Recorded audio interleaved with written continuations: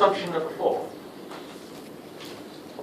They are a constant fraction, small s, of income from GDP.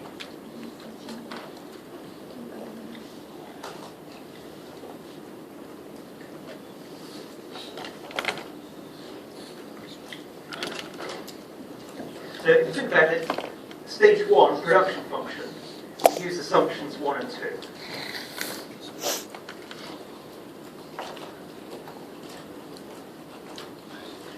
Here we use assumption 3.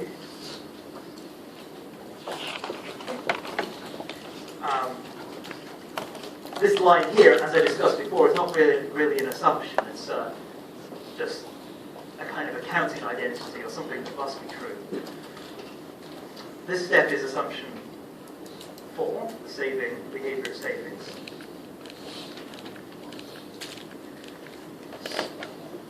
So let's put the equations I've written here together to write down an equation for change capital. Investment saving. Saving is equal to income. This is S times Y minus delta times K.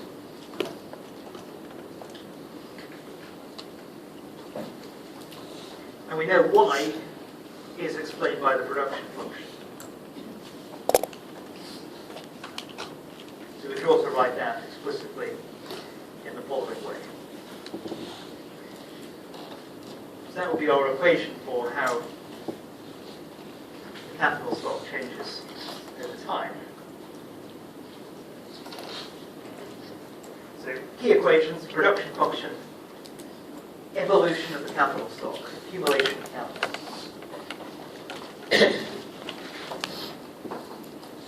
Now that leaves us one thing to describe, how the L changes over time. And once we have that, we have a complete model. We have 3 variables, y, k, l, and we'll have equations that explain how they change. So what about the change in L? What's the change in L?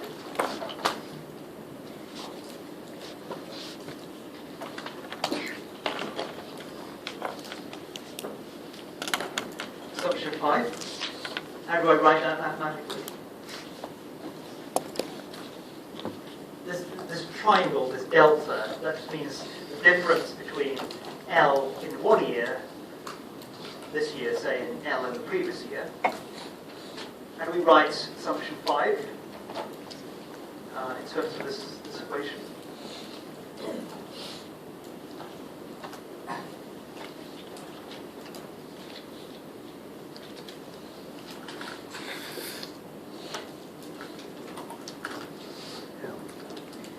N times L? Or in other words, delta L over L is equal to N. N is a percentage change, so it's not just equal to delta L. We have to look at the change relative to the existing level. That's equal to N.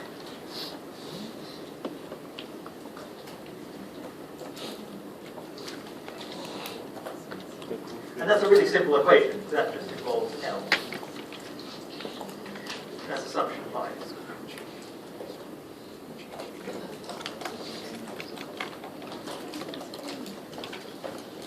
And in this question, we don't use technological progress, so assumption 6 is redundant.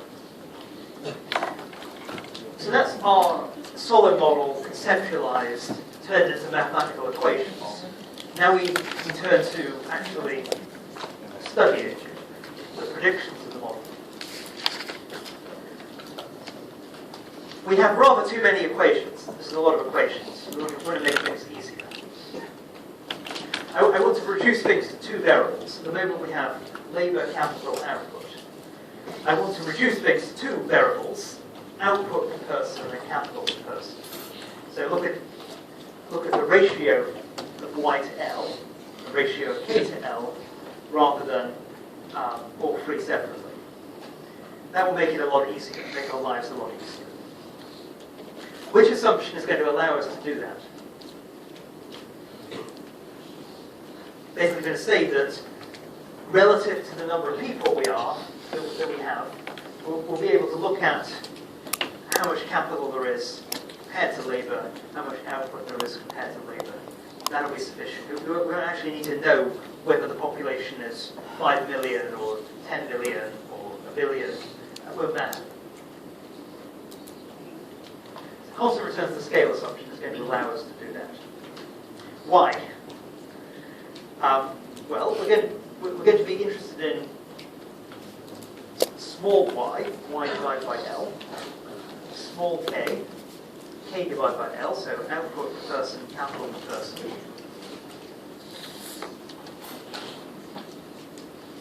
Why is it enough just to think in terms of these two variables? Well, think about what the production function tells you that small y is equal to. F KL over L. Constant returns to scale allows you to say what? Constant returns to scale tells us if we scale both K and L down by L, that will be equivalent to scaling output down by L, which is what we're doing on the left here. So there's an equivalence between doing this, scaling the factors down by L, and scaling overall output down by L. That's constant returns to scale. Assumption 2.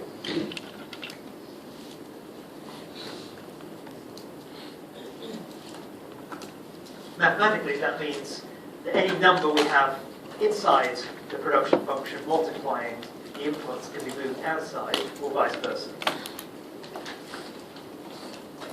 Why does that help us? Because notice L over L is just 1, so we've reduced by 1 the number of variables we need to be concerned with. As you can see, that small y can be explained just by small k, because this is f of small k of 1. And rather than writing out 1 all the time, we use a shorthand notation.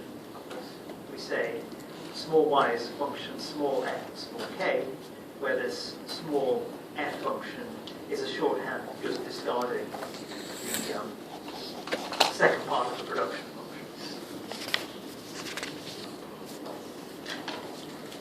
Okay, so that's constant returns to scale. Now, as we're now working with small y and small k, we need the equivalence of these equations, capital accumulation, the labour accumulation, now in terms of the ratio capital to labour. Otherwise, no use doing this transformation unless you also have the other equations in terms of this small k. So let's do that.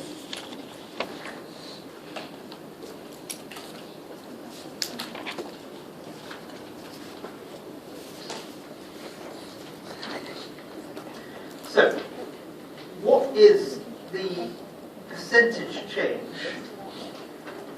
in the ratio of K to L? How do you work out percentage change in a fraction?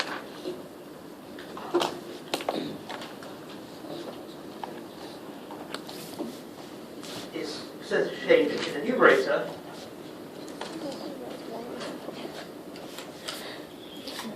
minus percentage change in the denominator. So in percentage terms, what's the difference between the percentage growth rate of this and that? So, what are those two things? We just use the equations we wrote down earlier. See them. So, first one.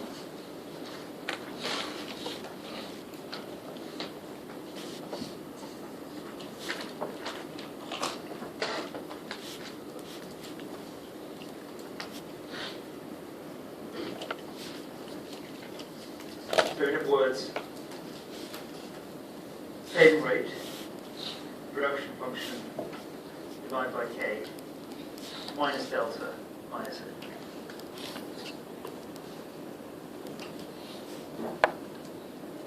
Just by using that.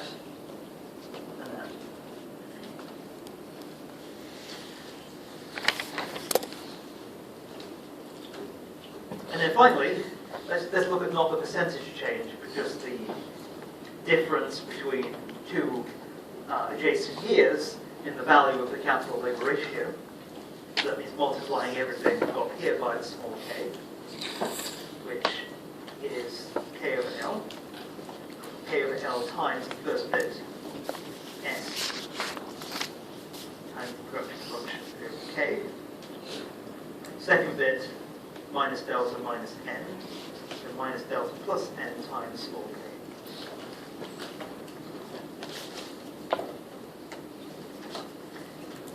First bit, k's cancel out.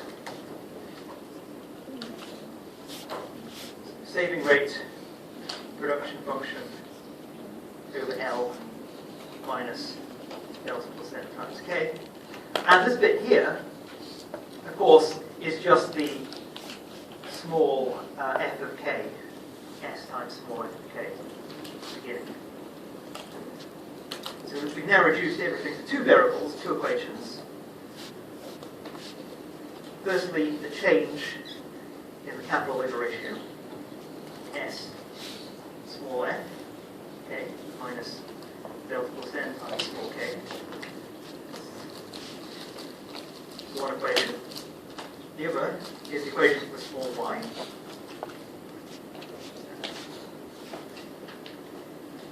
So those are really the only two equations we need to study the solid growth model. And if you look at them, you can use them in order. You first use number one, the one on the left. That tells you how capital labor ratio changes over time. The only thing that appears in this equation are parameters, saving rate, depreciation, population growth, and the variable k itself. That equation can just be used to study what happens to capital stock compared to labor over time. Once you've got your k, you can then get living standards, GDP per person, just by putting in the k into the production function, getting the small y. That's how you do the mechanics of the solid world.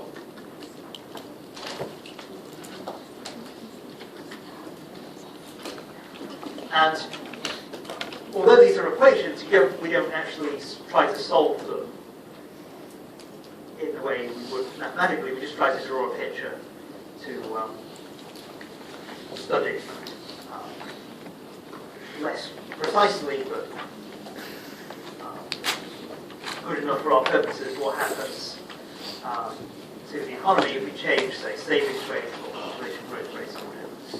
So we need to draw a diagram that will allow us to work with these equations. That's the following diagram.